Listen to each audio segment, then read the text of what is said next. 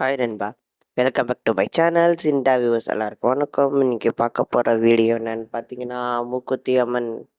உங்களுக்கு எல்லாம் தெரியும், மூக்குத்தி அம்மன் சீக்வல் எடுக்க போகிறாங்க. அதை பற்றின அப்டேட்டு சுந்தர்சி டைரக்ஷனில் பண்ண போகிறாங்க.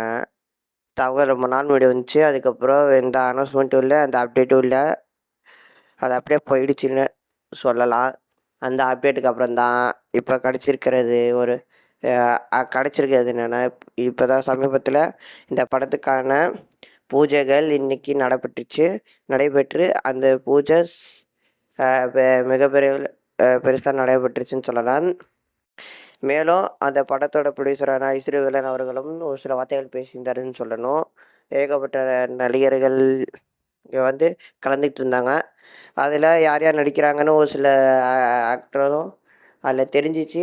இன்னும் அஃபிஷியல் அப்டேட்டாக யார் யார் நடிக்கிறாங்க என்ன அப்டேட்லாம் இந்த படக்குழு சைட்லேருந்து கொடுக்கலனாலும், ஆனால் படப்பூஜையில் இன்றைக்கி என்ன நடந்துச்சுன்னு சொல்ல போகிறோம். ஃபஸ்ட்டு ஐஸ்வர்யவேலன் அவர்கள் என்ன சொல்லியிருந்தாருன்னா, இந்த படம் ஒரு 100 கோடி பட்ஜெட்டில் ஒரு பேன் இண்டியா மூவியாக இருக்க போகுது.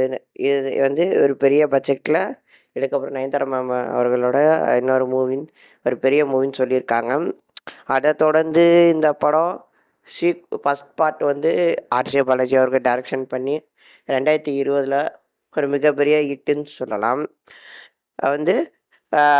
ஆர்ஆர் ஒரு சைடு ஒரு பக்கம் சுந்தர்சி அவர்கள் பண்ணிட்டுருந்தார்.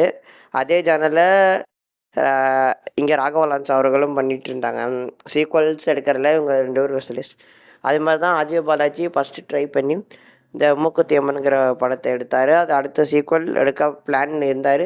சில காரணத்தினால முடியாமல் போச்சு. அது ஐஸ்வர்யவேலன் அவர்கள் அந்த படத்தை ப்ரொடியூஸ் பண்ணியிருந்தனால இதை போய் சுந்தர்சி அவர்கிட்ட அப்ரோச் பண்ணி இந்த படத்தை பண்ணோன்னு அவர் சொன்னார். அவரும் ஒரு கதை சொன்னார். அதை பிடிச்சி போய் அதை பண்ண போகிறதாகவும் சொல்லியிருந்தார். மேலும் இந்த படத்துக்காக நயன்தாரா மேம் அவர்கள் ஒரு மாதமாக விரதம் இருந்து, அவங்க குடும்பத்தினர் எல்லோரும் சேர்ந்து விரதம் இருந்து இந்த படத்துக்காக ரெடி ஆகிட்டுருக்காங்கன்னோ அதையும் சொல்லியிருக்காரு நம்ம ஐஸ்வர்யவேலன் அவர்கள். அவர் இதை பற்றி தான் அவர் சொல்லியிருந்தாருன்னு சொல்லலாம். சீக்வல் எப்படி இருக்க போகுது, ஃபஸ்ட்டு பாட்டுக்கும் செகண்ட் பாட்டுக்கும் என்ன வித்தியாசம் தெரில. அதில் நடித்த ஒரு சில ஆக்ட்ரஸும் இருக்காங்கன்னு சொல்லலாம். ஃபஸ்ட்டு பார்ட் ஆர்ஜே பாலாஜியும் என்ஜே சரவணா அவர்களும் டைரக்ஷன் பண்ணியிருந்தாங்கன்னு தான் தெரியும். இந்த படத்துக்கு ஹிப்ஹாப் அவர்கள் மியூசிக் பண்ண போகிறதா அஃபிஷியல் தகவல் கொடுத்துருக்காங்க. அவர் எப்படி பண்ணுவார்னு உங்களுக்கு தெரியும்.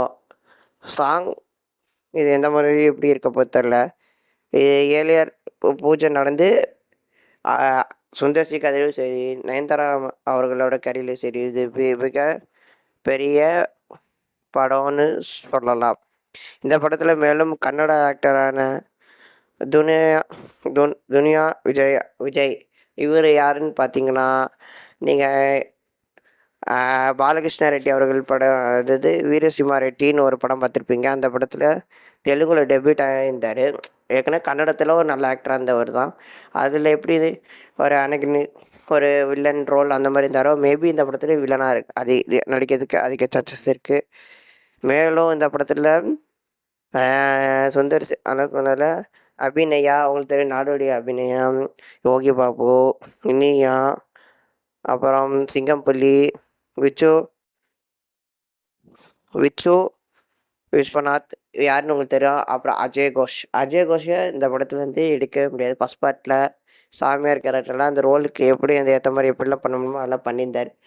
அது விடாமல் இந்த படத்துலேயே அஜய் கோஷ் அவர்களை திருப்பி கொண்டு வந்துருக்காங்க சொல்லலாம். அப்புறம் லொல்லு சபா, சாமிநாதன், மைனா நந்தினி இவங்களாம் நடிச்சிருக்காங்க. வித் இப்போ தமிழா அவர்களோட மியூசிக்கோட வரப்போகுதுன்னு சொல்லலாம். மேலும் அவங்களோட சினிமாட்டோகிராஃபர் யார் யார் எல்லாம் சொல்லி ஓரளவுக்கு படக்குழு இன்றைக்கி பூஜையோட படத்தை ஸ்டார்ட் பண்ண போகிறோன்னு மூக்குத்தி அம்மன் அனௌன்ஸ் பண்ணிட்டாங்கன்னு சொல்லலாம். நீங்கள் சொல்லுங்கள், ஃபஸ்ட் பாட்டோட இந்த பாட்டு எவ்வளோ வெயிட் பண்ணுறீங்க, என்னவாக இருக்கும், எப்படி இருக்க போகுது? சுந்தர்சி அவர்கள் அரண்மனை சீரீஸ் எப்படி பண்ணியிருந்தாருன்னு உங்களுக்கு தெரியும். சமீபத்தில் எப்படி ஓடணுன்னு அந்த படம் மாதிரி இந்த படம் டிஃப்ரெண்ட்டாக இருக்குமா, எப்படி இருக்கும்னு நீங்களே கமெண்ட் பாக்ஸில் கமெண்ட் பண்ணுங்கள். இந்த படத்துக்கு யார் ஈகராக வெயிட் பண்ணிக்கணும்னு கமெண்ட் பாக்ஸில் கமெண்ட் பண்ணுங்கள் மறக்காமல். இது போன்ற வீடியோ வந்து நம்ம செஞ்சு சப்ஸ்கிரைப் பண்ணிட்டு இந்த ஆல் த நோட்டிஃபிகேஷன் வச்சுக்கோங்க. ஒரு புது கான்செப்ட் புது வீடியோ வந்து சந்திக்கிறோம் ஃப்ரெண்ட்ஸ்.